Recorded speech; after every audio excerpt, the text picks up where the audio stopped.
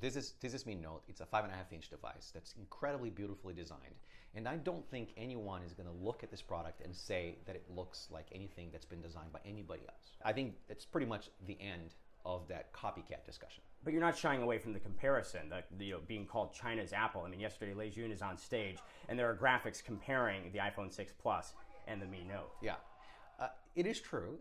We are a very open, transparent company. We're very engineering-led. We're presenting to a big group of geeks who will inevitably compare the product that we're just unveiling, Mi Note, to iPhone 6 Plus, which is Apple's largest screen device. People are going to have strong opinions, inevitably, and that's okay, right? We love being part of the conversation.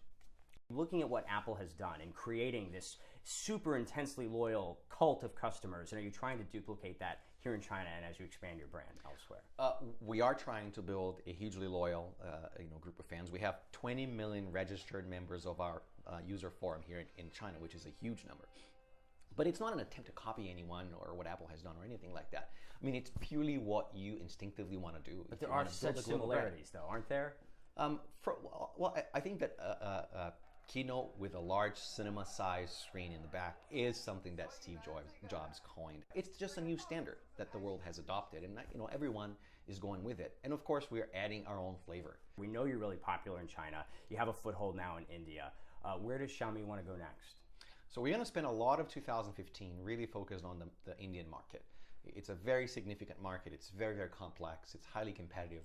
And Indian consumers are probably the most demanding in the world, which I think is something that a lot of people don't know. We'll also start paying attention to Brazil and Indonesia, also very competitive markets. So we want to spend some time in those markets before we really start thinking beyond that. Okay, so 5 years down the road, where do you see Mi products being sold? Everywhere in the world, without a doubt. Including Europe and the United States? Absolutely, of course. What are your thoughts on living in China and working for a Chinese company in a country that economically is headed for, in more and more categories, #1 in the world? And of course, your company pushing for the same goal. It would be very difficult for me, now that I've seen what China is about, to even consider the possibility of going through life without spending time in China.